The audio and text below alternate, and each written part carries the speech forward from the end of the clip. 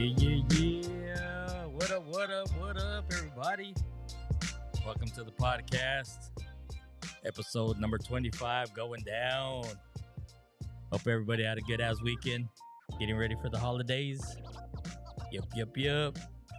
It's crazy. It's getting closer, man. Damn, I'm getting older. For those of you that don't know, my birthday's on Christmas Day, 25th.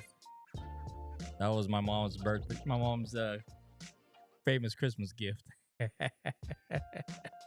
Yeah. But what up, guys? Like I said, hope you all had a good ass weekend. Hope you guys are getting your holiday shopping out the way. But anyways, guys, my name is Ben. I'm your host. Mike Manifestations Podcast, episode 25 going down. And like I said, today we're diving into a crucial topic, guys.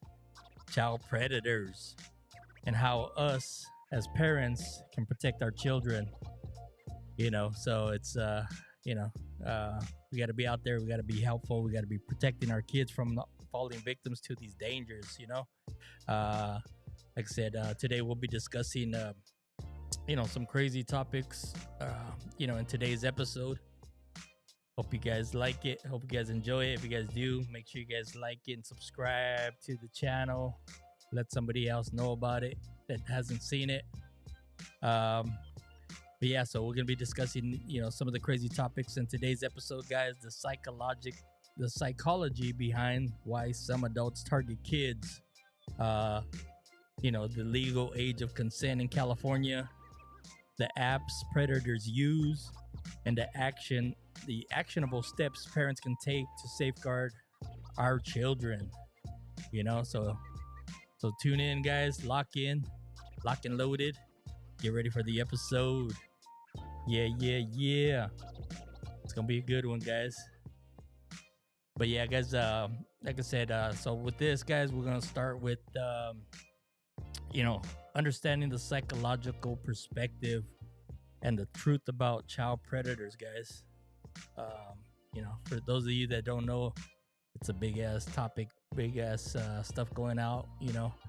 So we're gonna start with the psychological perspective and the truth about child predators, guys. These aren't just random people lurking in the dark corners. In most cases, they're people we might, people we may never suspect. Family members, family friends. It's or even trusted adults in our children's lives. So the scary part is they often know exactly how to manipulate kids. They're often they offer gifts, they offer or they give special attention, or even make a child feel like like they're in a secret relationship, friendship or relationship. So sometimes it's hard to pinpoint and stuff. This process is also called grooming. So they try to gain that child's trust, and that as a young kid, they don't know what it's all about. They just see that they're getting these gifts for whatever apparent reason, for just being themselves, young and innocent, and that's what these predators feed on. Predators don't just target the children. They often target the adults or the parents too. Trying to earning their trust and lowering everyone's guard. Just not thinking about it, and if they're friends of the family and stuff, you're never gonna think twice about it. So they make the parents feel comfortable with them being around their children, and you would never think anything of it. They're close friends and they're just good to my kids is what you're gonna think. They're just awesome people that just are in the family, or they treat you and the kids right, so you would never think anything about it. But here's the thing, it's not it's not about creating fear in our homes. You know, it's about being informed. You know, the more we understand the tactics, the better we can protect our kids. You know, and create an open, honest, environment where where they don't have to, where they can feel safe, coming to us with anything. Um, and that's the worst thing. You know, they might bribe them with um, just something, and then tell them, hey, if you tell anyone, there won't be any more of these gifts, or you know or whatever it is, gifts, money, just that friendship or that closeness. In a young child's mindset, they would never think of anything is wrong with it. All they see is, man, this person likes me, he's giving me all these gifts, and or whatever it is. They don't want to lose all that, so they're like, okay, yeah, we'll keep it on the down low, or keep, you know what I mean. So it's just crazy sometimes. It's like I said, it's, they're kids, they don't know no better. um so it's a big thing. It's crazy. It's just crazy to even think about it. Now let's talk about like something that every parent and every young adult needs to know. The legal age of consent in California, it's 18 years old, period. It may differ in other states and stuff like that, but and here in California it's 18 years old, period. That means anyone under 18 is legally considered unable to consent to sexual activity, regardless of anything. There's no there's no wiggle room, here. Even if the minor agrees or the relationship feels consensual, the law is there to protect our children, from, not just from in them, but protect them from being, taken advantage of by older individuals. And it's just crazy, bro. It's just like, for example, let's just make it real. Let's just say a 19-year-old and a 16-year-old are in a relationship, which doesn't seem bad, and that, or it might not feel or seem wrong, to some people, but it's still against the law. And the consequences for the older person could be severe. Things like criminal charges, a permanent record, or even being registered as a sex offender. And it's damn, at 19 years old, being registered, having to register as a sex offender is crazy, bro. So if you're a parent of teens, it's essential that you have that conversation early, in their lives and stuff like that. And it's not just about don't date older people. That's about helping them understand that these laws are in place, to protect them. And why is it so important, or why it's important to respect those boundaries. Imagine if at that age, something happens where the girl or the boy, that is the younger one of the two, in that relationship, becomes spiteful, just for whatever reason. Some kids are crazy like that. But imagine one of them becomes spiteful and reports something false, saying that her boyfriend or the girlfriend did something to them, and boom, there goes their life. They end up having to register as a sex offender, and then it's difficult to get a job, because you have that blemish on your criminal, you have that blemish on your record, and it's a criminal record at that. And it's just crazy to think about it, because there's so many different tiers in California, depending on the offense.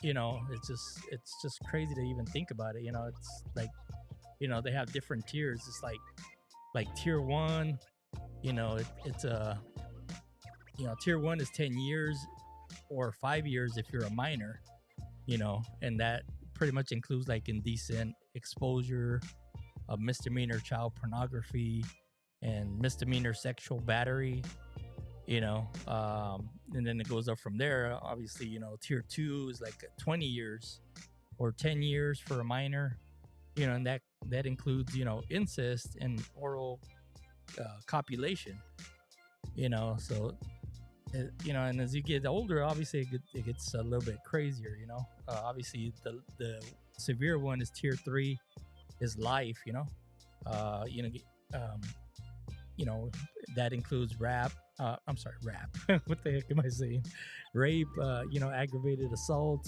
sexual assault, child molestation, and repeated sexual offenses, so it all, it all just keeps adding up, and that's just separate from, whatever it is that you're, you know obviously, when once you get those charges and stuff like that, they're gonna become criminal charges, um so yeah, uh, so let's dive into the digital world, where so many predators operate these days. And our kids may be, vulnerable, you know um so yeah, so some of these kids are vulnerable on these social media apps and stuff like that, and that's where these predators hang out, wherever your kids may be vulnerable in these apps. Kids nowadays live on their phones, it's it's just crazy, everywhere you turn around, these kids are on their phones and stuff like that. Well, I mean, adults too, but but yeah, that's neither here nor there. I won't mention any names, huh, like myself. But yeah, yeah. So some of these kids can't even live without internet and social media, but yeah, it's like, you got TikTok, you got Instagram, you got Snapchat, you name it. These apps are, they're fun, they're social media, but they're also, where the predators are hanging out, just out there just waiting, for these kids to get on these apps and stuff like that. Take TikTok for example. You know, um, kids are posting videos, following trends, maybe even live streaming. And it's harmless fun. Until someone slides into them DMs. Pretending to be a fellow teen, or worse. Using flattery. To gain their trust. Using flattery. They're just sitting there. Chatting with them and stuff like that, trying to get their, like I said, trying to get their guard down and stuff like that. To get in there and be nice. They seem all nice and start chatting and flirty and, oh, you're cute. I like your picture and this and that. And they get in them DMs and they're, there it goes from there. But yeah, Snapchat is another big one. I mean, those disappearing messages. Now they can, could send some crazy ass pictures, nudity or whatever, and within, I forgot what it is, but yeah, they eventually end up disappearing, from that person's DM or message or whatever. But they don't disappear forever. They're somewhere, they're hidden, and I'm sure Snapchat or somebody else can get access to those and stuff like that. So yeah, and that's crazy, and it's like handing predators a golden ticket, plus their Snap Map, which can show a kid's exact location, if it's not turned off. So yeah, they got, kind of like, what was it, kind of like when you share your location with family members or friends or whatever, so they're able to see where you're at on a map and stuff like that too. So it's just crazy, bro. They got all that access and all that technology at their hands, and at their fingertips and stuff like that. And then Instagram has direct messaging, features, and it's widespread across, and they're able to access, to strangers and stuff like that. And it's crazy, and don't even get me started with gaming platforms too, bro. Like Roblox or Fortnite. These games have, like, chat functions where anyone can pose as another kid, and just strike up a conversation. And these kids don't think about it. They're like, okay, well, what, we're playing Fortnite or whatever, or Roblox and shit. It's like they would never think that somebody, predator or somebody's gonna get into there and try to lure them. Um, strike up a conversation and start building trust over weeks or even months. And and there it goes from there. And the bottom line, it's like predators are everywhere online. But that doesn't mean that we should ban these apps or make our kids feel like the internet is the devil. Like Waterboy and stuff. It's the devil, way. But yeah, these apps are, make our kids feel like the internet is a bad place. Instead it's about teaching them to recognize red flags, and empowering them, let them know, what's out there and stuff like that, just giving them that empowerment, for them to protect themselves, um, yeah, it's crazy, bro. It's just, and then just a couple tips for parents, just, this is the part where, where we as parents, we really gotta, really have to step up. Our kids need us to guide them, through this stuff, because they're still growing, and it's like, us as parents, we've already been through it. We've already grown. We've already seen shit that's out there, yeah, I remember a crazy ass saying that my grandma was like, you guys think you're slick, but and she was like, I forgot what the saying was, but in other words, she was like saying, ustedes ya fueron y, or no, I forgot what the fuck it was. But if you guys know the saying, let me know in the comments. But yeah, I remember my grandma used to say some shit, something about, she's already went and came by the time we were probably going and shit. But it sounds better in Spanish. But yeah, it's crazy. Yeah, but yeah, so anyways, yeah, so with all this stuff, bro, because they're still learning how to navigate the world, and let's be real, they're not always going to tell us everything. They have their little secrets like everybody else does, so they're not going to be right out and be like, yeah, this is what's going on, this is what I saw, or sometimes they don't even think anything about it. But first, let's talk about open communication. I can't stress this enough. Your kids need to know, they can come to you with, without fear of judgment or punishment, and and if something, makes them uncomfortable online or, in real life, they have to feel safe sharing it with you, and that's where the open lines of communication comes in. It's like you gotta let your kids be able to come to you and say, hey, mom, dad, or whatever, I'm going through this, or I seen this, or and they have to feel safe sharing it with you, and that starts with us creating that safe space. Otherwise they'll never have that trust in us and be like, hey, I know I can go to my mom or my dad and let them know what's going on. Next we gotta educate them about digital dangers, not in a way that scares them, but in a way that makes them feel empowered. Teach them about things like not sharing their personal information, recognizing when someone's being overly friendly, because as these predators, that's what they do. They're out there, they're gonna be as friendly as they can, or flattering as they can, and to gain your trust. So let them know, they're over friendly, over flattering, and just let them know that never send photos they wouldn't want the whole world to see, because it's like, let's be real. I mean, some people think that once they send that pic, and they delete it, or whoever they send it to deleted it, there's still a digital footprint of whatever someone, whatever you sent, on that somewhere on the web, and they could be found some way or retrieved some way, so it's not, yeah, like you said, I mean, just let them know that, If it's not a picture that you would be comfortable with showing your mom or dad, then it's probably not something that you want to send out over the internet and stuff like that, you know? Um, but yeah, parental controls are also a game changer. I'm not saying you need to spy on your kids 24/7, but tools like, app blocker or content filters can be lifesavers.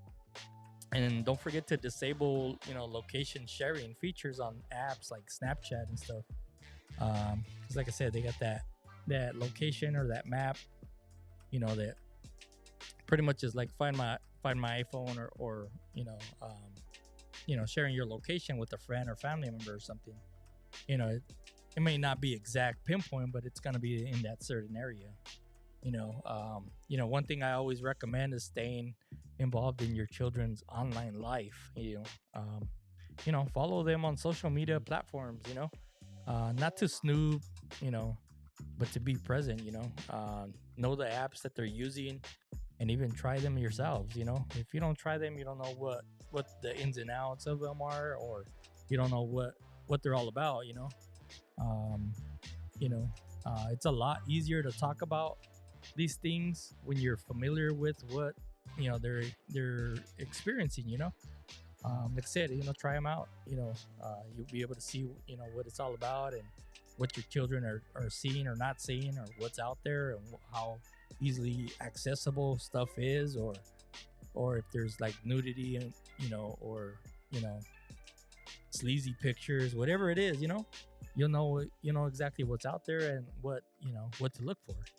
And finally, watch for changes in their behavior. If your child suddenly seems secretive about their devices, and they're like, nah, you can't access my phone or my passcode or stuff like that. It's just or starts to withdraw. Don't ignore it.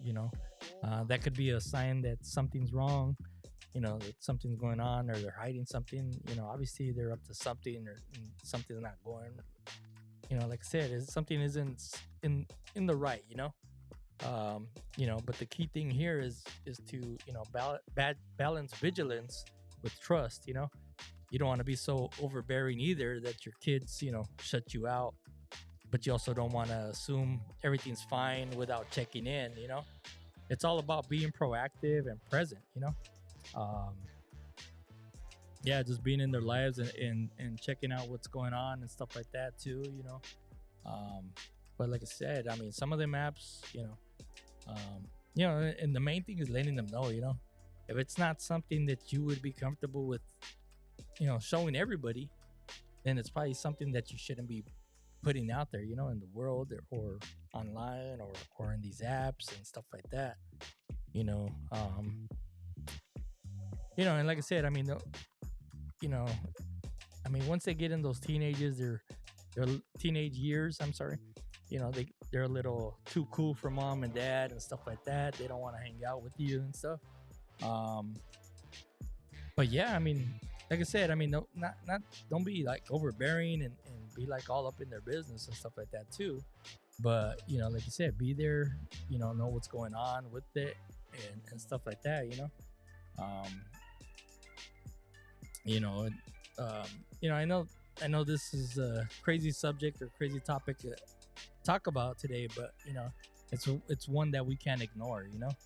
um Protecting our kids from predators, whether it's in person or online, it all starts with awareness, and in action. um we got to be aware, we got to know what's going on, because like I said, adults that are out there doing this stuff like that, um they're not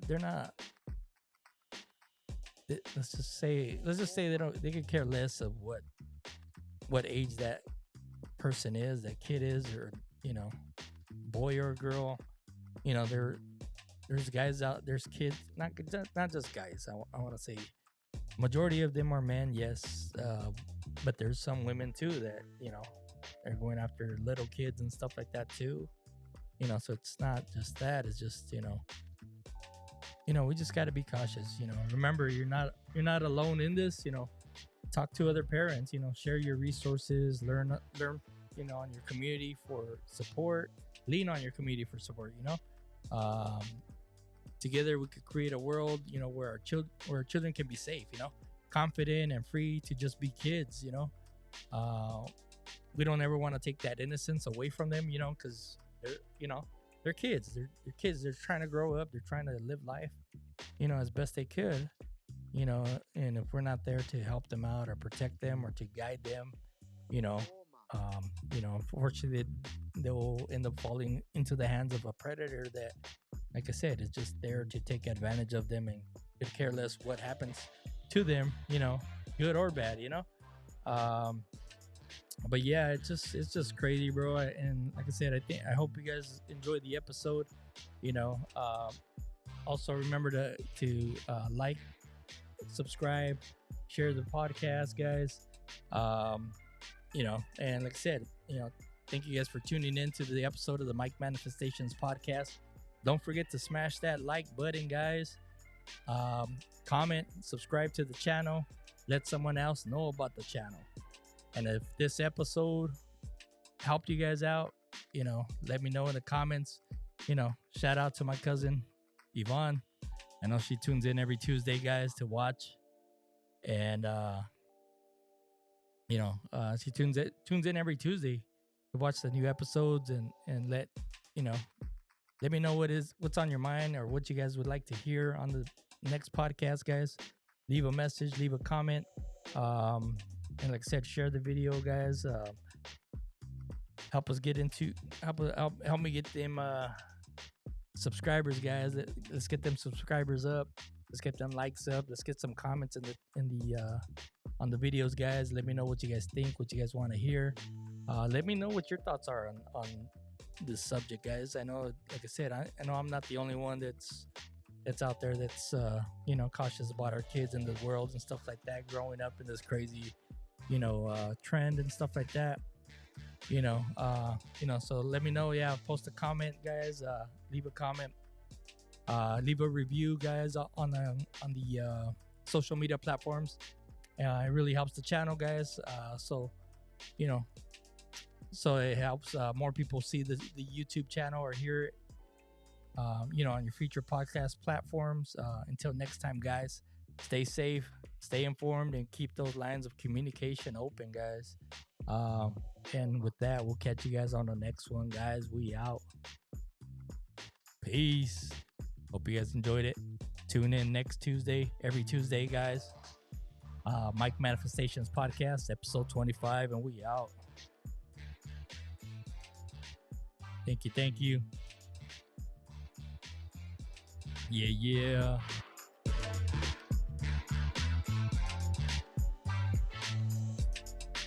Let me know what you guys think about these songs too. I know they're just generically playing in the background and stuff, but don't mind. Yeah. Mike Manifestations in the house. Thank you guys for tuning in. Got the social media handles up on the top.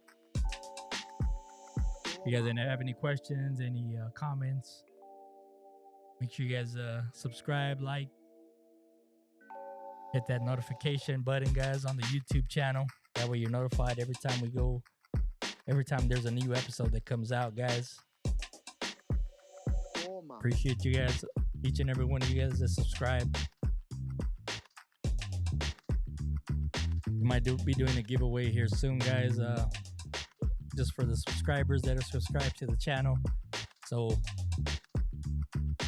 like I said, make sure you guys share it, guys. Let's get some subscribers up in the chat. Let's get some subscribers here on the channel, guys. Thank you, guys. I appreciate every one of you guys.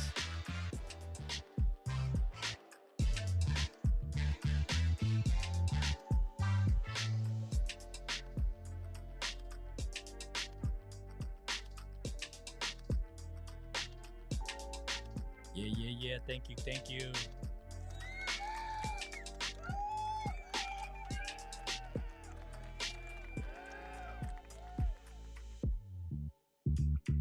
Yeah. We'll catch you guys on the next one.